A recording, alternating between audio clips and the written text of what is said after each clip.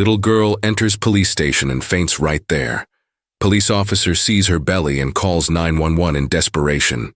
Before we dive into the story, drop a comment below and tell us where you're watching from. Enjoy the story. The morning frost clung to the windows of Pinecrest Police Station like delicate lace, a beautiful contrast to the warmth inside where Officer Robert Wells nursed his third cup of coffee. At 61, with salt and pepper hair and kind eyes that had seen too much, Robert was counting down the days to retirement. 30 years on the force in this small South Dakota town had been enough. "Quiet morning, eh, Robert?" called Darlene from reception, her cheerful voice breaking through his thoughts. Robert nodded, offering a small smile. The quiet was a blessing in Pinecrest. Population 3,018. Nothing much happened here. A few speeding tickets, the occasional dispute. Between neighbors, maybe a lost dog. It was predictable, safe, until the front door swung open, letting in a bitter gust of winter air. She couldn't have been more than 10 years old, standing there in clothes too thin for December's bite. Her dark hair hung in tangles around a pale face. Her eyes, wide and hollow, like someone who had seen things no child should see. "Can I help you, sweetie?" Darlene stood, concern washing over her face. The girl's lips moved, but no sound came out. That's when Robert noticed it. Her stomach, swollen and distended beneath her thin shirt. And then, a sight that sent ice through his veins. A visible movement rippled across her abdomen. Something inside was kicking. Before anyone could react, the girl's knees buckled. She collapsed on the worn linoleum floor like a marionette with cut strings. "Call an ambulance!" Robert was already rushing to her side, his old knees protesting as he knelt beside her. "Now!" As Darlene frantically dialed 911, Robert gently rolled the girl onto her side, checking her breathing. Her pulse fluttered beneath his fingertips like a trapped butterfly. "What's happening to her?" Darlene whispered, phone pressed to her ear. Robert could only shake his head in disbelief as another movement rippled across the girl's stomach. "I don't know, but something's inside her. Something's moving." The ambulance arrived in 7 minutes. 7 minutes that felt like hours. As paramedics loaded the mysterious girl onto a stretcher, a crowd had already gathered outside. Among them was Susan Blackwell from the Pinecrest Gazette, her reporter's instinct drawing her to the commotion like a moth to flame. "Officer Wells," she called out. "What's going on with that child?" Robert raised a hand to block her view. "Not now, Susan." But it was too late. She had seen the girl's distended abdomen, had witnessed a paramedic's shocked expression. By nightfall, speculation would race through Pinecrest like wildfire. At the hospital, Dr. James Peterson met Robert in the hallway, his face grim. "We've stabilized her, but..." "What?" Robert pressed. Dr. Peterson lowered his voice. "I've never seen anything like this in a child so young. The movement in her abdomen is unusual. Will she be okay?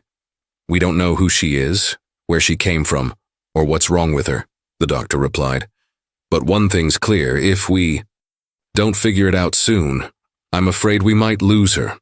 As Robert walked back to his patrol car, his phone buzzed with texts. The news was already spreading.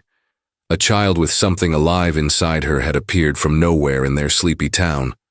Something told Robert that his quiet countdown to retirement had just been interrupted by a mystery he couldn't ignore.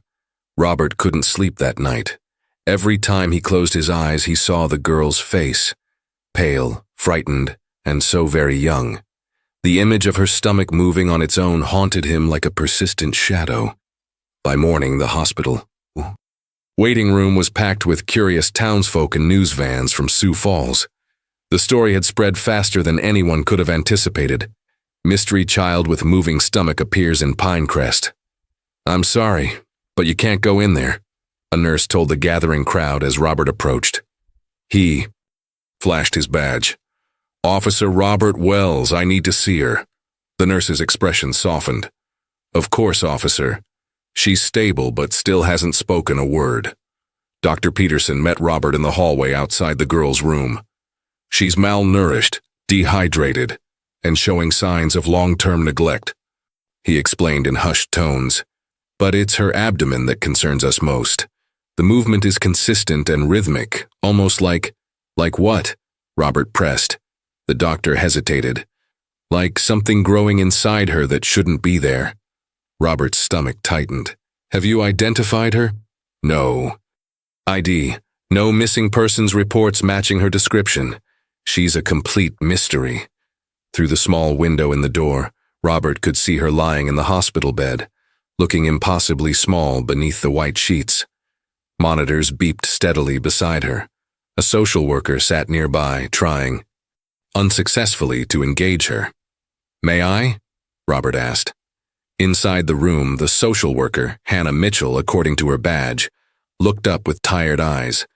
"She won't speak, won't write, nothing. Would you mind if I tried?" Robert asked gently. Hannah nodded and stepped outside, leaving Robert alone with the child. He pulled a chair to her bedside, noticing how her eyes tracked his movement. Alert, intelligent, and deeply afraid. "Hello there," he said softly. "I'm Officer Wells, but you can call me Robert. I was there when you came to the police station yesterday." The girl's expression remained unchanged, but she didn't look away. "I brought you something." Robert reached into his pocket and pulled out a small teddy bear. "My granddaughter outgrew him, but he's still a good listener." He placed the bear beside her. After a moment's hesitation, her small hand crept out from beneath the blanket and pulled the bear close to her chest. "Can you tell me your name?" Robert asked. Silence. But something in her eyes shifted. A flicker of trust, perhaps. "That's okay. We can take our time." He smiled gently. "I'm going to find out what happened to you. That's a promise." As if in response, a visible movement rippled across her stomach beneath the hospital blanket. The girl winced, clutching the teddy bear tighter. "Does it hurt?" Robert asked quietly. A tiny nod, the first direct communication. "The doctors are going to help you," he assured her. "You're safe now." As Robert stood to leave, the girl's hand shot out, grabbing his wrist with surprising strength. Her eyes were wide with fear, pleading silently for him not to go. "Okay," he said, sitting back down. "I'll stay a little longer." Outside the room, Dr. Peterson was speaking with another doctor in hushed, urgent tones. "The ultrasound results are puzzling," Robert overheard. "We need more specialized equipment." Later that evening, as Robert was finally preparing to leave, a nurse came running down the hallway. "Officer Wells, come quick." He followed her back to the girl's room where several medical staff had gathered. "What's happening?" he demanded. Dr. Peterson turned to him, face pale. "The movement in her abdomen, it's getting stronger, and look." On the bedside table lay a piece of paper from the hospital's drawing pad. On it, in shaky, childish letters, was written a single word: Lily. "Lily," Robert repeated, studying the shaky handwriting. "Is that your name?" The girl's eyes widened in recognition, and she gave a small, almost imperceptible nod. "That's a beautiful name," Robert said gently. "It's nice to meet you, Lily." A flicker of something, perhaps relief, crossed her face before she winced again, her small hand moving protectively to her swollen abdomen. "We'll need a last name to find your family," Dr. Peterson said, but Lily's expression immediately closed off, fear replacing the momentary trust. Later, in the hospital corridor, Robert conferred with Hannah Mitchell, the social worker assigned to Lily's case. "She's terrified of something, or someone," Hannah observed. "The way she reacted when the doctor mentioned finding her family." Robert nodded grimly. "I need to figure out where she came from. A child doesn't just appear out of nowhere." The following morning, Robert brought drawing supplies to Lily's room. "Sometimes it's easier to show than tell," he explained, placing colored pencils and paper on her tray table. For several minutes, Lily just stared at the blank page. Then, slowly, she picked up a brown pencil and began to draw. Robert watched in silence as a picture emerged. A small cabin surrounded by tall, dark trees. No roads, no neighboring houses, complete isolation. "Is this where you live?" he asked. Lily nodded, then continued drawing. She added a stick figure of a woman standing near a table covered with bottles. "Who's that?" Lily didn't respond verbally, but she drew another figure, a man standing in a doorway. His face was angry, with sharp, jagged lines. "Your parents?" Robert guessed. Lily's hand trembled as she nodded again. "Lily, can you write your full name for me? It would really help us." After a long hesitation, she wrote in careful letters, "Lily Morgan." Back at the police station, Robert ran the name through their database. "Morgan family, rural Pinecrest," he muttered, scrolling through limited results. Darlene appeared at his desk with a cup of coffee. "Any luck with the mystery girl?" "Her name is Lily Morgan. I'm trying to locate her family, but there's not much here." "Morgan?" Darlene frowned. "There's a Thomas Morgan who lives way out past Miller's Creek, keeps to himself. Haven't seen him in town for years." Robert looked up sharply. "How do you know him?" "Used to come to the hardware store when my husband managed it. Always paid cash, never talked much. Had a wife, too. Strange woman. They lived in some cabin deep in the woods." "Do you know where exactly?" "No, but old Pete might. He delivers mail to those remote areas." Within an hour, Robert was sitting in retired mailman Pete Gunderson's living room, showing him Lily's drawing of the cabin. "Oh, yeah," Pete nodded, adjusting his thick glasses. "That's the Morgan place, all right. About 15 miles northeast. End of Blackwood Trail. Not really a trail anymore. More like an overgrown path. Thomas Morgan moved there maybe 12 years ago with his wife. Real private folks. Never registered their address properly. I only found them by accident when I got lost one winter." "Did they have a daughter? A girl named Lily?" Pete scratched his chin thoughtfully. "Can't say I ever saw a child. But I didn't go up there often, just when they had packages too big for the rural box." Armed with directions, Robert and Hannah set out in his police SUV. The winter landscape grew increasingly wild as they followed Blackwood Trail, the path narrowing until it barely accommodated the vehicle. "No one brings a child to live this far from everything," Hannah remarked, gazing at the dense forest surrounding them. "Unless they don't want anyone to know about her," Robert replied grimly. The cabin appeared exactly as Lily had drawn it, small, weathered, and utterly isolated. Smoke curled from the chimney, confirming someone was home. As they approached, Robert noticed something that made his blood run cold. Dozens of glass bottles discarded near a burn pit, identical to those Lily had drawn on the woman's table. "What is this place?" Hannah whispered. Before Robert could answer, the cabin door swung open. A tall, gaunt man with a wild beard stepped out, shotgun in hand. "This is private property," he growled. "Turn around and leave." Thomas Morgan had been found, and he clearly wasn't happy about visitors. Robert raised his hand slowly, keeping his voice calm and steady. "Mr. Morgan, I'm Officer Robert Wells from Pinecrest Police Department. This is Hannah Mitchell from Social Services." The man's grip on the shotgun tightened. "Don't care who you are. This is my land." "We're here about your daughter Lily," Robert said, watching the man's reaction carefully. A flicker of something. Recognition. Concern, or perhaps fear, crossed Thomas Morgan's weathered face before his expression hardened again. "Don't know what you're talking about," he said, but the slight quiver in his voice betrayed him. "She came into town yesterday," Hannah explained gently. "She's very ill, Mr. Morgan. She's at Pinecrest Memorial Hospital right now." A woman appeared in the doorway behind Thomas, thin, with long gray-streaked hair and a distracted gaze. "Who are they, Thomas? What do they want?" "Nothing, Meredith. Go back inside." But Meredith Morgan had already fixated on Hannah's words. "Hospital?" she repeated. "What hospital?" Robert took a cautious step forward. "Mrs. Morgan, your daughter Lily is very sick. She has some kind of medical condition. Her stomach is swollen and there's movement inside." "It's just a stomach bug," Meredith interrupted, her voice suddenly sharp. "Children get sick, it'll pass." "This isn't a typical illness," Hannah insisted. The doctors are very concerned. Thomas lowered the shotgun slightly, but his stance remained defensive. We take care of our own here. We don't need your hospitals or your government interference. Mr. Morgan, Robert said, firmly, your daughter collapsed at the police station. She's malnourished and in pain. Whatever's happening with her stomach. There's nothing wrong with her that our remedies can't fix, Meredith snapped.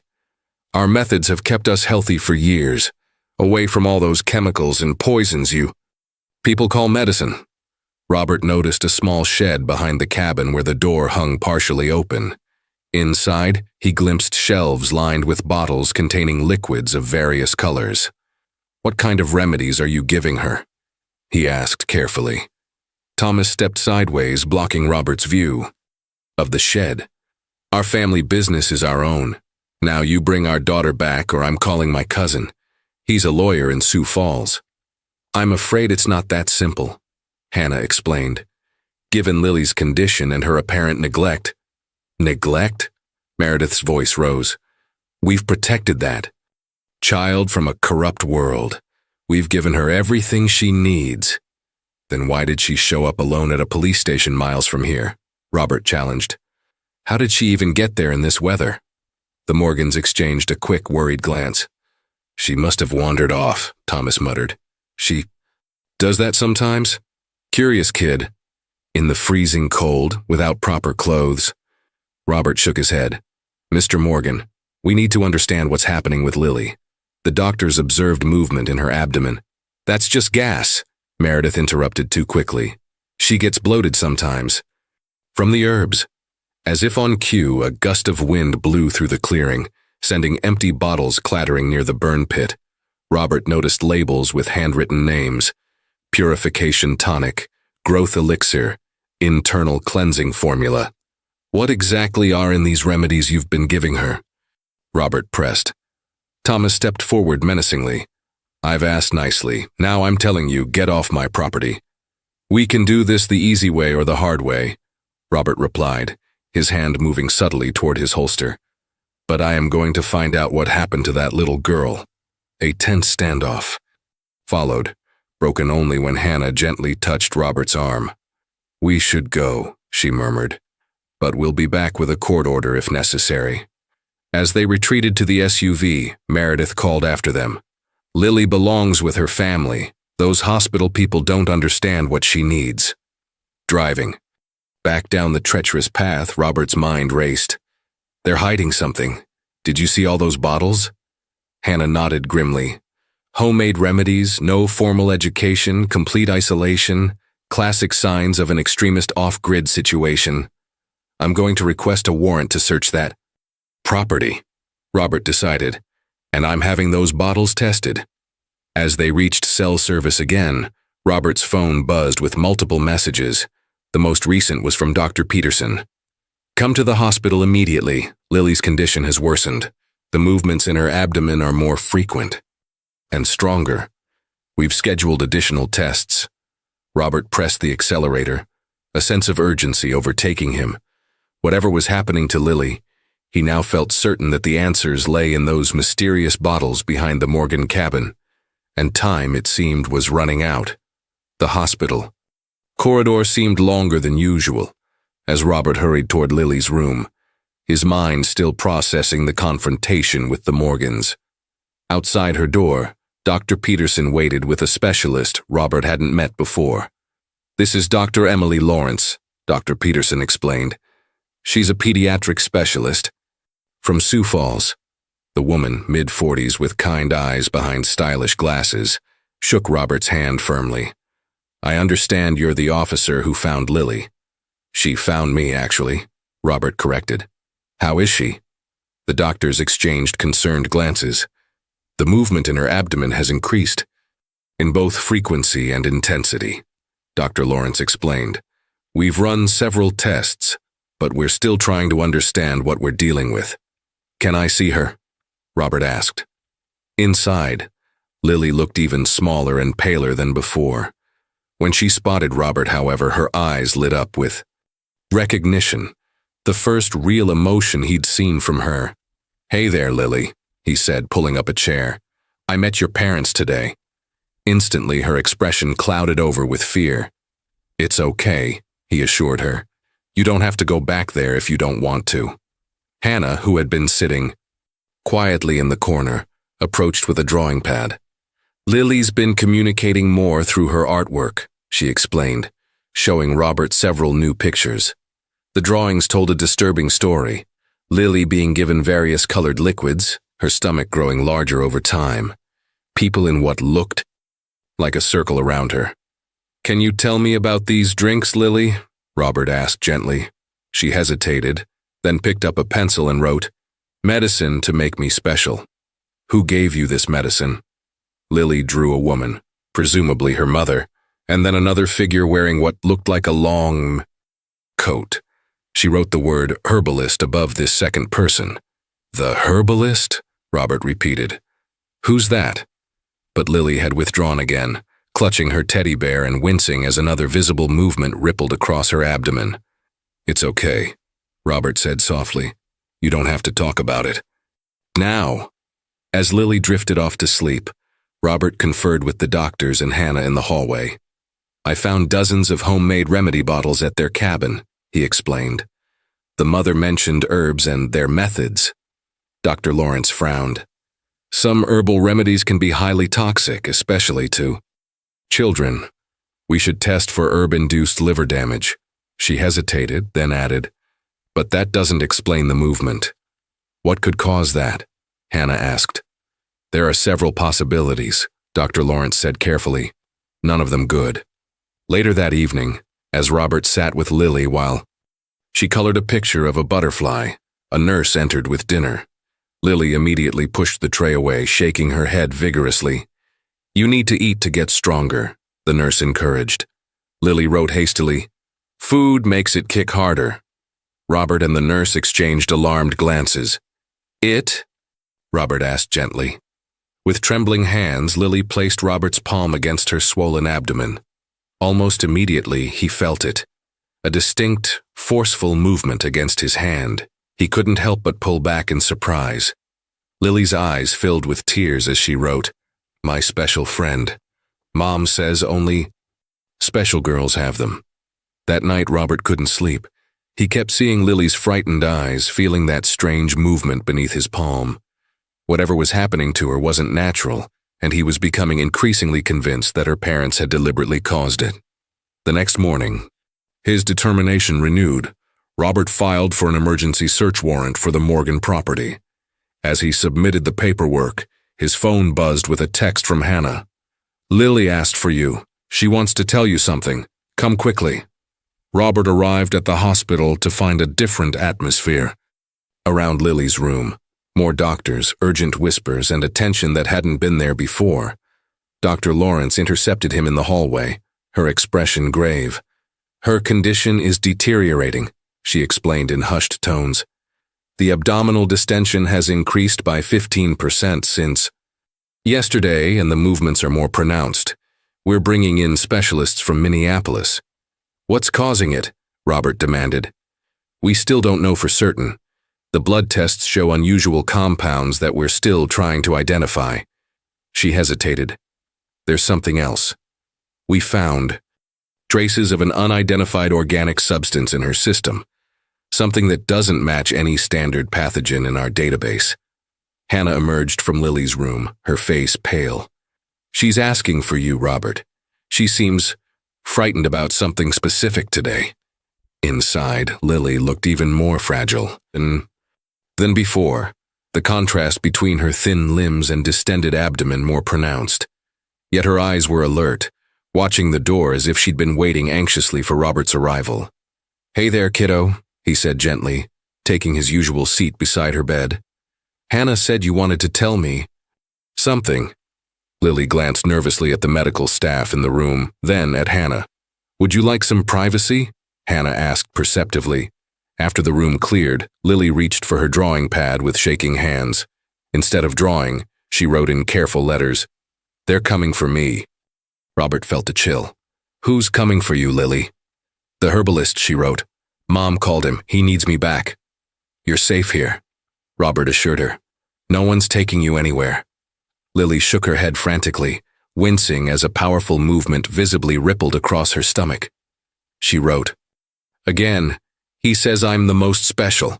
My friend is the strongest he's ever grown." "This herbalist, he's the one who gave you the special drinks?" Robert asked. Lily nodded, then wrote, "For the awakening." "What's the awakening, Lily?" Before she could answer, a powerful spasm shook her small body.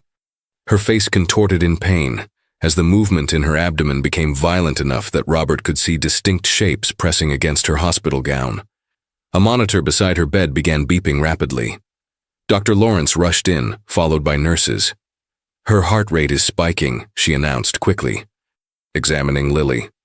"And her abdominal pressure is dangerously high. We need to run an emergency ultrasound." As they prepared Lily for the procedure, Robert noticed something clutched in her hand, a folded piece of paper she must have been hiding.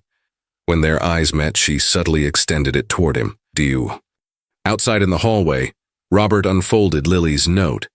It contained a crude map showing her cabin and another location marked with an X, labeled The Circle. Beneath it, she'd written, "More children like me." Robert was still processing this when he noticed a commotion at the end of the corridor. Thomas and Meredith Morgan were arguing loudly with hospital security, accompanied by a man in an expensive suit. "That's our daughter in there!" Thomas shouted. "We have a right to see her!" "I'm Gerald Whitman," the suited man announced, approaching Robert. "I represent the Morgan family. We've filed an emergency petition for their daughter's immediate release into their custody." "On what grounds?" Robert challenged. "Religious freedom and parental rights," Whitman replied smoothly. "The Morgans practice traditional natural medicine. Their methods may be unconventional, but they're protected by law. Their methods have left a child with something moving inside her abdomen," Robert countered, struggling to control his anger. "Something that's causing her pain and could be life-threatening." Whitman smiled thinly. "That's a medical opinion, not a legal one. We have our own. Specialists who will testify that Lily's condition is a natural response to deep cleansing therapies." As the lawyer continued citing precedents and statutes, Robert's phone buzzed with an alert. The emergency search warrant had been approved. Whatever game the Morgans and this herbalist were playing, he now had legal authority to uncover it. But as he glanced back toward Lily's room, where doctors were rushing in with ultrasound equipment, Robert wondered if he would find answers in time to save her.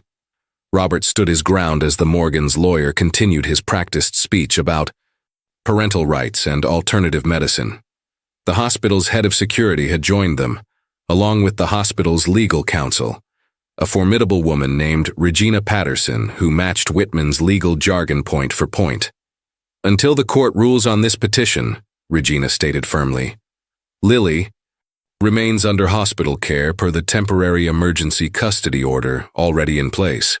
"We'll see about that," Whitman replied smoothly. "I've arranged for an emergency hearing tomorrow morning." As the legal battle unfolded in the hallway, Robert slipped away, the search warrant burning a hole in his pocket. He needed to investigate the Morgan property immediately, especially this mysterious circle Lily had marked on her map. Before leaving, he stopped by Lily's room one last time. The ultrasound had been completed, and Dr. Lawrence was studying the images with a furrowed brow. "What did you find?"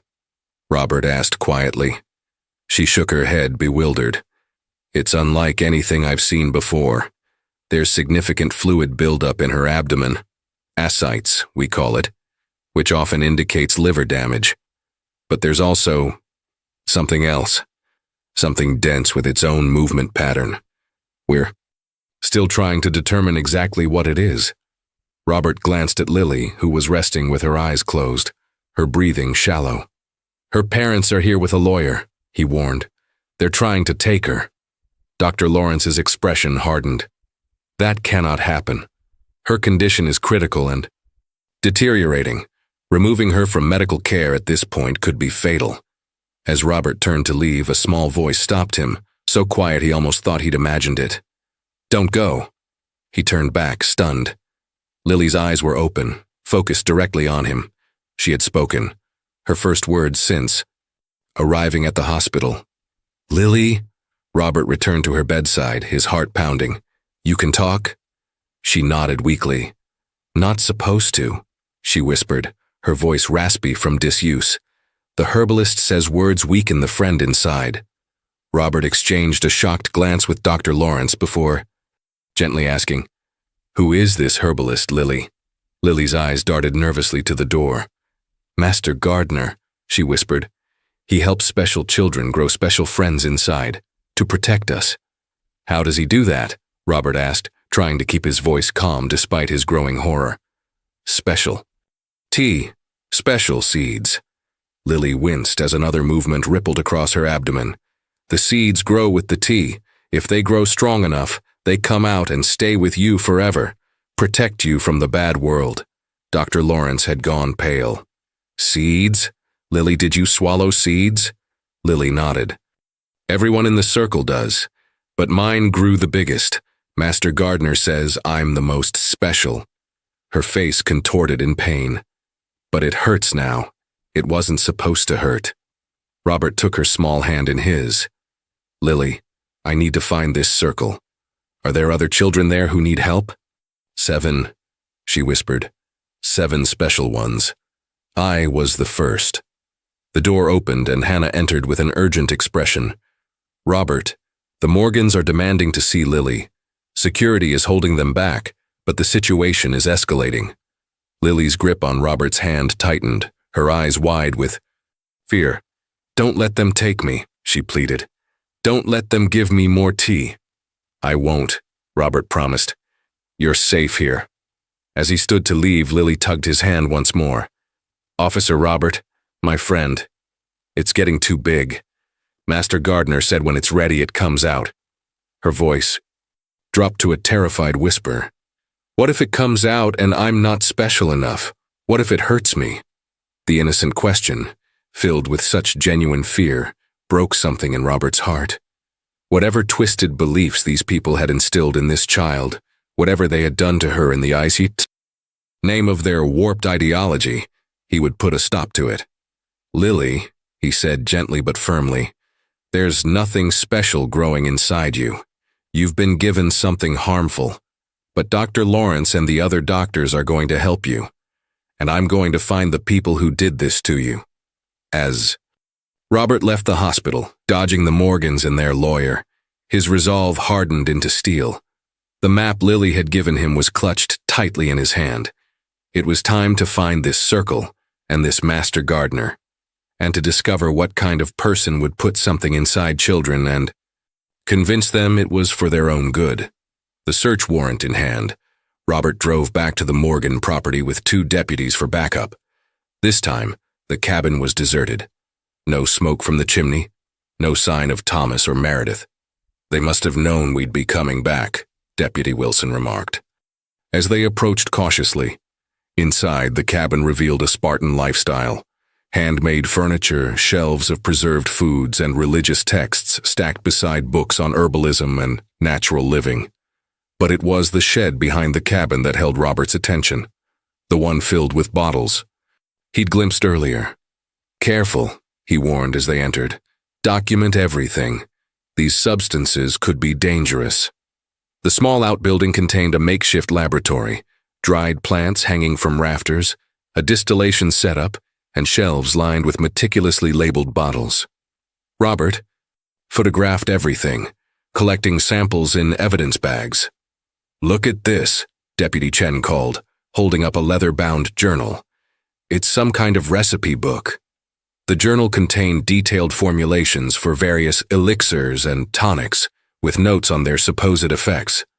One page was dog-eared, titled The Awakening Protocol. Robert read the disturbing instructions. 7 days of purification tea to prepare the vessel. On the 8th day, administer the living seed with awakening elixir. Continue daily growth tonic for 60 days. The friend will manifest through movement by day. 30. Full awakening occurs when the vessel is ready. "What kind of cult nonsense is this?" Deputy Wilson muttered. Robert's phone rang. It was Hannah. "The Morgan's hearing has been moved up," she reported. Judge Carlton is seeing them in 1 hour. He's known to be sympathetic to religious freedom. Cases. I need more time, Robert insisted. We've found evidence of some kind of protocol they've been using on Lily. There are more children involved. The hospital's lawyer is arguing that moving Lily would endanger her life, but the Morgan's lawyer is pushing hard. He's brought in someone called Dr. Isaiah Gardner, who claims to be an alternative medicine specialist familiar with Lily's condition. Robert froze. Gardner? Did you say Gardner? Yes, why? Lily called the leader of this group Master Gardner. This could be the same person. After instructing the deputies to finish processing the scene, Robert consulted Lily's map. The area marked the circle was several miles deeper into the forest, in an area so remote it didn't appear on standard county maps. Following an overgrown trail, Robert eventually discovered a clearing containing several cabins arranged in a circle around a larger central structure. Smoke rose from its chimney. 6 smaller cabins, each seemingly occupied by a family, surrounded it like satellites orbiting a planet. From his concealed position, Robert observed children playing near the central building, ordinary-looking kids except for one. Disturbing detail. Several had the same distended abdomens as Lily, though none as pronounced. As he watched, a tall, distinguished-looking man with silver hair and a neatly trimmed beard emerged from the main building. The children immediately flocked to him, and he touched each of their heads with paternal gesture. This had to be Gardner. Robert snapped photos with his phone, then retreated to call for additional backup. This situation was bigger than he'd anticipated. A whole community under the influence of whatever twisted ideology Gardner was promoting. Back in town, Robert rushed to the courthouse just as the emergency hearing was concluding. Hannah met him outside the chamber, her expression grim. Judge Carlton is sympathetic to the religious freedom argument, she whispered. But Dr. Lawrence testified that moving Lily would pose an immediate threat to her life, so he's compromising. The Morgans get supervised visitation starting tomorrow, and the court is appointing an independent medical expert to evaluate her. Let me guess, Dr. Gardner? Robert asked bitterly. Hannah nodded. He made quite an impression. Very educated, very reasonable sounding. Claimed that what Lily is experiencing is a natural detoxification process that modern medicine misunderstands. He's lying, Robert insisted, showing Hannah the photos he'd taken. There's a whole community out there following him, with more children in the same condition as Lily. This changes everything, Hannah said. We need to get this to the judge immediately. As they turned to re-enter the courtroom, Robert's phone buzzed with a message from Dr. Lawrence. Lily's condition critical. Severe abdominal distension. Pain unmanageable.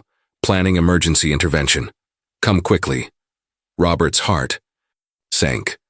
Whatever was happening to Lily was accelerating, and now this Master Gardner was positioning himself to gain access to her.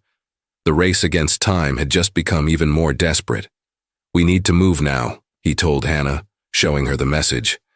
Gardner can't be allowed near Lily or any of those other children. Not until we know exactly what he's been putting inside them. The hospital corridor buzzed with urgent activity as Robert arrived. Medical staff rushed in and out of Lily's room, their faces tense with concentration. Dr. Lawrence met him outside, exhaustion evident in the dark. Circles beneath her eyes. We've stabilized her for now, she explained. But the abdominal distension is reaching dangerous levels. The pressure is affecting her breathing and potentially compromising her organs. What about the movement? Robert asked. More pronounced than ever. Whatever's in there. Dr. Lawrence hesitated, choosing her words carefully. It's displaying patterns that are increasingly organized and responsive to stimuli. Before Robert could process this disturbing information, he spotted Thomas and Meredith Morgan approaching with their lawyer, Whitman, and the silver-haired man from the forest community, Dr. Isaiah Gardner. Up close, Gardner was even more impressive.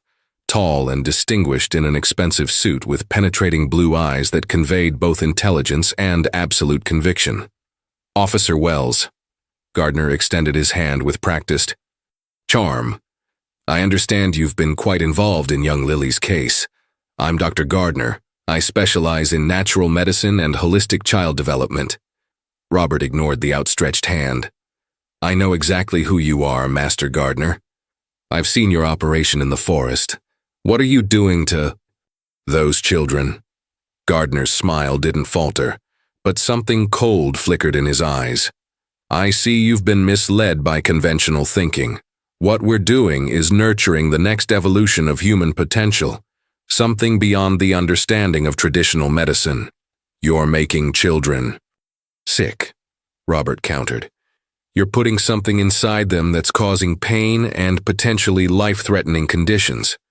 On the contrary, Gardner replied smoothly, we're helping them develop natural symbiotic relationships that will protect and strengthen them. Lily is our most promising case. Her internal companion is the strongest we've seen. The casual way he confirmed Robert's worst fears was chilling. Before he could respond, Chief Peterson from the Pinecrest Police Department appeared, looking uncomfortable. Robert, a word? He requested, pulling him aside. I understand you conducted a search of the Morgan property and another location without proper notification to me. I had a valid warrant, Robert defended. Yes, but you're getting personally involved in a way that concerns me. The chief lowered his voice. These people have powerful connections. Judge Carlton called me directly. Gardner apparently has supporters in the state government. Chief, they're endangering children. I'm not saying to stop investigating. The chief interrupted. I'm saying be careful and follow protocol. Gardner's lawyer is already filing harassment complaints. As they spoke, Robert noticed Gardner being escorted into Lily's room by a hospital administrator. They can't let him near her, he protested, starting forward. He's been approved as a consulting physician by the court, the chief explained, restraining Robert. Like it or not, he has temporary legal access. Inside Lily's room, Gardner was speaking softly to her while examining her swollen abdomen with practiced hands. Despite her previous fear, Lily seemed mesmerized by his presence, nodding at whatever he was telling her. When Gardner emerged 10 minutes later, he addressed the small crowd of medical staff and officials with commanding authority. Young Lily is indeed a special case, he announced. What she's experiencing is a rare but documented form of symbiotic development that occurs in certain individuals with unique biological receptivity. The internal movement represents the adaptation process. Dr. Lawrence looked skeptical. There's nothing in medical literature about, not in conventional medicine, no, Gardner interrupted smoothly. This phenomenon has been studied primarily in traditional healing communities.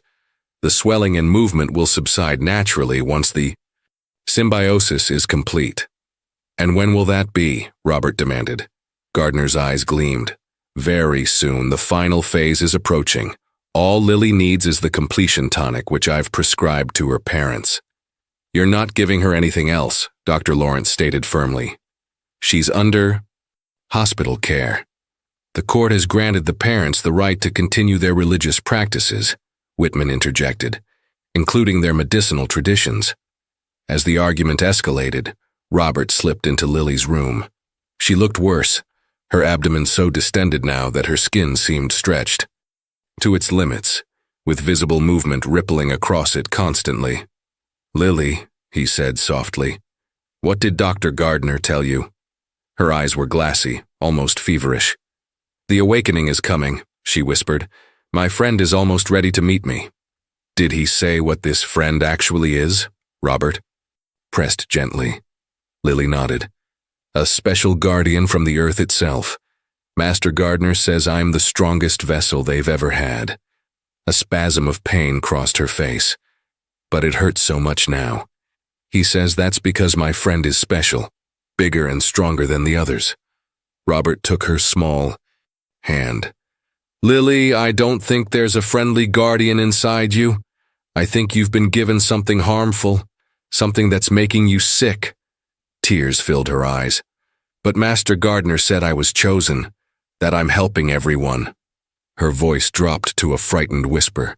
If my friend isn't real, then what's moving inside me? It was the question that haunted Robert too, and one he needed to answer quickly, before whatever Gardner had planned for his special vessel could come to completion. The morning brought unexpected support for Robert in the form of Dr. Amelia Thompson, a toxicology specialist from the State University. She arrived at the hospital carrying test results from the samples Robert had collected at the Morgan property. "These compounds are extremely concerning," Dr. Thompson explained, spreading chemical analysis reports across the conference room table. "The purification tea contains powerful diuretics and hepatotoxic herbs that can damage the liver, especially in children. And this awakening elixir," she shook her head grimly, "it contains multiple unidentified organic compounds that don't match any known medicinal plants." "What about the living seed?" Robert asked, referencing the journal entry he'd found. Dr. Thompson's expression grew troubled. "We're still analyzing it, but preliminary results suggest it contains parasitic elements not native to this region. I've forwarded samples to the CDC for further identification." Dr. Lawrence absorbed this information with growing alarm. "This explains the ascites, the fluid buildup, but what about the movement?" Before Dr. Thompson could respond, Hannah rushed into the room. "Robert, we may have an ally. There's a woman in the waiting room asking for you. Says her name is Catherine Morgan. Claims she's Thomas Morgan's sister." The woman waiting for Robert was in her early 50s, with the same angular features as Thomas, but without the hardened expression. Her eyes carried the weary look of someone who had seen too much. "Officer Wells? I came as soon as I heard." "About Lily." Her voice was soft but determined. "I've been estranged from my brother for nearly a decade, ever since he joined Gardner's community." "You know about Gardner?" Robert asked, leading her to a quiet corner. Catherine nodded. "I was part of it briefly. Isaiah Gardner was once a respected botanical researcher before he was discredited for unethical experiments. He reinvented himself as a spiritual leader, gathering vulnerable families who distrusted conventional society." "What exactly is he doing to these children?" Robert pressed. Catherine's eyes clouded. "He calls it the symbiosis, a process to create what he terms perfect guardians within specially chosen children. It starts with weakening their systems with toxic herbs, then introducing," she faltered, "something he cultivates himself. He believes he's creating a new form of protective entity that will eventually emerge and remain with the child as a lifelong companion." "Emerge?" Robert repeated, his blood running cold. "I left before I ever saw a completion," Catherine admitted, "but Gardner spoke of it as a glorious emergence. When I questioned the ethics, he forced me out. I've been trying to monitor the community from afar ever since." Robert's phone buzzed with a text from Dr. Lawrence. "Lily asking for you. Urgent." "Can you help us stop this?" Robert asked Catherine directly. "That's why I'm here," she replied firmly. "I know where Gardner keeps his research, his formulations. I can help you prove what he's doing." When Robert entered Lily's room, he found her curled on her side, tears streaming down her face. Her abdomen seemed impossibly large now, the movement beneath her skin almost constant. "It wants out," she whimpered when she saw Robert. "Master Gardner says it's time for the completion, but the doctors won't let my parents bring the special tea." She grabbed Robert's hand with surprising strength. "It hurts so much. Please make it stop." Robert squeezed her small fingers gently. "We're going to help you, Lily. I promise. I met your aunt today, your father's." "Sister Catherine. The lost one?" Lily's eyes widened. "Master Gardner says she betrayed the circle. She left because she was worried about what he was doing," Robert explained carefully. "She wants to help you too." A violent movement rippled across Lily's abdomen, causing her to cry out in pain. Dr. Lawrence rushed in, followed by a team of nurses. "Her vital signs are destabilizing," one reported urgently. "Blood pressure dropping, heart rate elevated."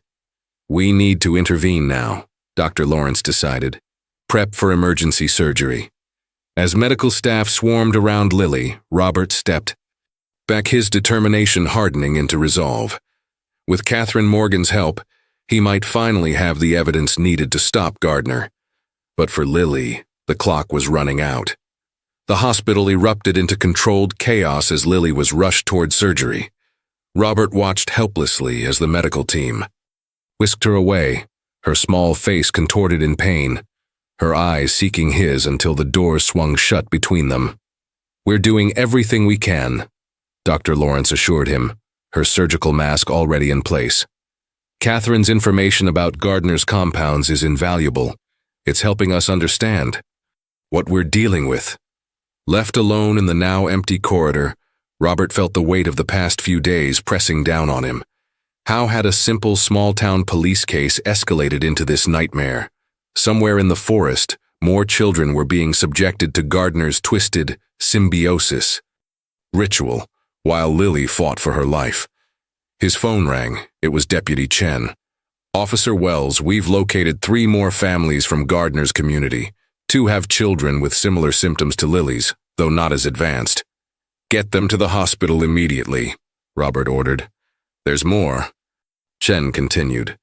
"We found Gardner's research facility hidden behind his main cabin. It's disturbing, sir. Specimens in jars, detailed growth charts of something he calls internal guardians. The CDC team is here now, treating everything as a biohazard." A commotion at the end of the hallway caught Robert's attention. Thomas and Meredith Morgan had arrived with their lawyer, along with Gardner himself. They were arguing vehemently with hospital security. "You can't perform surgery," Thomas was shouting. "It will interrupt the completion." Gardner's normally composed facade had cracked, revealing a desperate intensity. "That child is on the verge of making history," he insisted. "Years of work, of perfecting the symbiosis. You have no right to intervene." Robert approached them, Catherine at his side. When Thomas saw his sister, he faltered momentarily. "Katie, what are you doing?" "Here?" "Trying to save your daughter," she replied steadily. "And the other children, too." Gardner's eyes narrowed when he saw Catherine. "The non-believer returns," he said coldly. "Still trying to undermine our great work?" "It's over, Gardner," Robert stated firmly. "We've found your lab, your research. The CDC is involved now. Whatever you've been putting into these children stops today." For the first time, uncertainty flickered across Gardner's face. But before he could respond, a nurse burst through the surgery doors, her expression urgent. "Dr. Lawrence needs everyone available," she announced. "Lily's condition has reached critical status. They've found something unexpected during the procedure." As medical staff rushed to respond, Robert caught a glimpse through the briefly opened doors. Doctors surrounding Lily's small form, their expressions showing something beyond professional concern, fear, disbelief, horror. Whatever Gardner had created inside Lily, whatever was now being revealed in that operating room, Robert knew that the true nightmare was only beginning to unfold. The waiting room had never felt so small. Robert paced while Catherine sat with her head bowed, occasionally glancing at Thomas and Meredith, who huddled in the corner, whispering frantically. Gardner and his lawyer had been escorted to another area after their increasingly erratic behavior had prompted security concerns. Minutes stretched into hours with no word from the operating room. Deputy Chen arrived with updates. More children had been brought in from the community, all showing similar symptoms, though none as severe as Lily's. The CDC had quarantined Gardner's research facility and were analyzing the contents with increasing alarm. Finally, Dr. Lawrence emerged, her surgical cap removed, her face drawn with exhaustion. Everyone rose simultaneously, the tension palpable. "Lily is stable," she announced, bringing a collective sigh of relief. "But what we found," she hesitated, choosing her words carefully. "It's unlike anything I've ever encountered in 30 years of medicine." Was it really a parasite?" Robert asked, voicing what everyone feared. Dr. Lawrence nodded gravely. "Multiple parasites, actually, combined with severe ascites, fluid buildup, caused by liver damage from the herbal compounds she was given.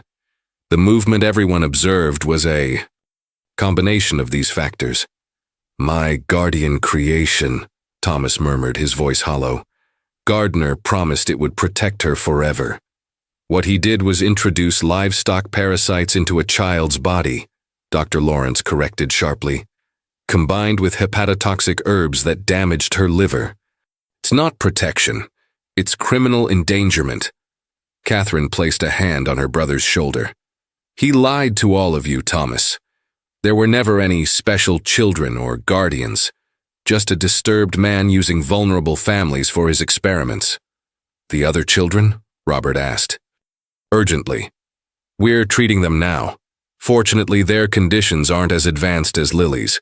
With proper medical intervention, they should recover fully. Dr. Lawrence's expression softened. Lily's path will be longer. The damage to her system was extensive, but children are remarkably resilient. As the reality of Gardner's deception sank in, Thomas collapsed into a chair, his face ashen.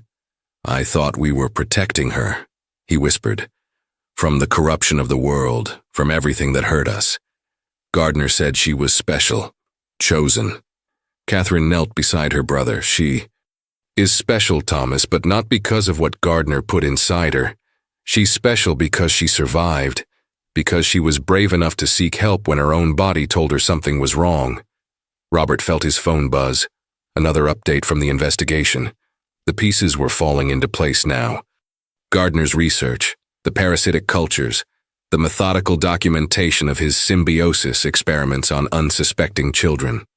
The truth had finally emerged, as grotesque and disturbing as it was. Yet in the midst of this darkness, a small light remained. Lily had survived, and because of her courage, so would the other children. Can I see her? Robert asked quietly. Dr. Lawrence nodded. She's in recovery. She's been asking for you. Lily looked impossibly small in the recovery room bed, surrounded by monitors and IV stands. The dramatic distension of her abdomen was gone, replaced by surgical dressings and a peaceful stillness that seemed almost miraculous after days of constant, unnatural movement. Her eyes fluttered open as Robert approached, recognition bringing a faint smile to her pale face. Officer Robert, she whispered, her voice thin but clear. The friend, is it gone? He nodded gently, taking her small hand. Yes, Lily. The doctors took it away. It wasn't a special friend. It was something making you very sick. I know, she admitted quietly, surprising him. I think I always knew. It hurt too much to be right. A tear slipped down her cheek. But Master, Gardner said I was special only if I had it. Lily, Robert said firmly, you are special. Not because of anything inside you, but because of who you are. Your courage saved not just yourself, but the other children too. Dr. Lawrence entered with Catherine, who had volunteered to be Lily's temporary guardian while the courts determined her future. The Morgan parents, now under investigation themselves, were cooperating with authorities in exchange for consideration in their case. The other children from the community are responding well to treatment, Dr. Lawrence reported. The CDC has identified the parasitic organisms Gardner was cultivating, a modified livestock parasite he apparently adapted for his purposes. And Gardner? Robert asked. In custody. His research facilities have been completely shut down. Dr. Lawrence's expression turned compassionate as she checked Lily's vital signs. You're doing wonderfully, Lily. Much stronger than we expected. Catherine approached hesitantly, unsure of her reception. Hello, Lily. I'm your Aunt Catherine, your father's sister. Lily studied her with curious eyes. Master Gardner called you the lost one. I prefer to think I was the one who found my way, Catherine replied with a gentle smile. And now I'd like to help you find yours. Over the next few days, Lily's recovery progressed steadily. The other children from Gardner's community were reunited with their relieved parents, many of whom had been as deceived as the Morgans. Counseling services were arranged for families working to understand how they had fallen under Gardner's influence. Robert visited daily, often bringing small gifts, coloring books, stuffed animals, and finally, a children's book about a brave little girl who saves her. Village? Lily's face lit up when she saw it. This is for me. I thought you might like to read about another special girl, Robert explained, settling into the chair beside her bed. One who's special because of her courage, just like you. As Lily explored the book's colorful pages, her expression grew thoughtful.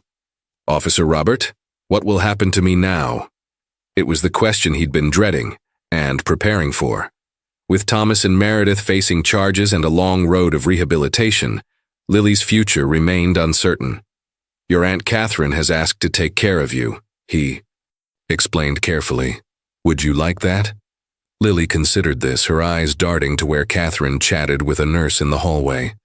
She has kind eyes, she observed simply, and she doesn't believe in putting friends inside people. Despite everything, Robert couldn't help but smile. Children's resilience truly was remarkable. No, he agreed. She definitely doesn't believe in that. 2 weeks after Lily's surgery, the case against Isaiah Gardner had grown into what the district attorney called one of the most disturbing instances of child endangerment in the state's history. Robert sat in the courthouse conference room, reviewing evidence with the prosecution team as they prepared for the preliminary hearing. Dr. Thompson's final analysis confirms our worst suspicions, the lead prosecutor explained, sliding a report across the table. Gardner was deliberately cultivating a hybrid parasitic organism, essentially combining certain livestock parasites with other biological elements to create what he called guardian entities. He truly believed he was creating some kind of symbiotic protector? Robert asked, still struggling to comprehend the man's twisted logic. His journals suggest he started with genuine research into beneficial gut bacteria, the prosecutor replied. But somewhere along the way, his work devolved into this delusion about creating living guardians that would emerge from the host and protect them. Emerge, Robert repeated, the word triggering his memory of Lily's terrified question. What happens when it comes out? The CDC representative at the table nodded grimly. The parasitic organisms were being cultivated to grow within the abdominal cavity, feeding off the specialized tonics Gardner administered. The movement everyone observed was the parasite's response to those compounds. But the most disturbing part, added Dr. Lawrence, who had joined the case as a medical expert, was his end goal. According to the research we found, Gardner believed that at peak maturation, the organism would detach from the host system and emerge, a process he called the completion. That's impossible, Robert objected. Nothing could survive that, least of all a child. Exactly, Dr. Lawrence confirmed softly. Had we not intervened, Lily would not have survived what Gardner called the completion. None of them would have. The revelation hit Robert like a physical blow. Gardner hadn't just been deluded. He had been preparing to sacrifice children for his twisted experiment. When Gardner was brought in for questioning, his carefully cultivated charisma had crumbled. Confronted with the evidence, he ranted about misunderstood genius and the next evolution of humanity, revealing the dangerous instability beneath his once persuasive exterior. Thomas and Meredith Morgan, now fully understanding what they had subjected their daughter to, became key witnesses against Gardner. Their testimony revealed how skillfully he had manipulated vulnerable families, offering community and purpose, while gradually introducing his special protocols for children he deemed receptive vessels. At the hospital, Robert shared the findings with Lily in age-appropriate terms, careful not to traumatize her further. She had been moved out of intensive care, her recovery progressing well under Dr. Lawrence's vigilant supervision. So there was never any special friend? She asked, her expression thoughtful rather than disappointed.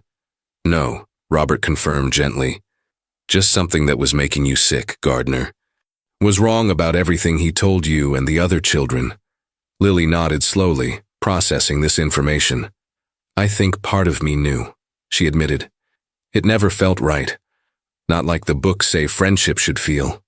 Her simple wisdom, emerging from such a horrific experience, amazed Robert.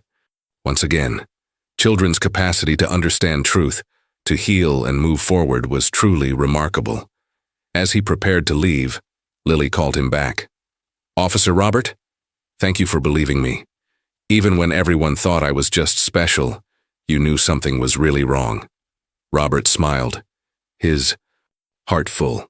"That's what friends are for, Lily. Real ones." 1 year later, Robert Wells parked his police cruiser outside a cheerful yellow house on Maple Street. The garden was blooming with spring flowers, and wind chimes tinkled softly from the porch. He smiled at the bicycle propped against the steps, a sign of normal childhood that once seemed impossible for Lily Morgan. Catherine opened the door before he could knock, greeting him with a warm smile. "Right on time. She's been waiting all morning."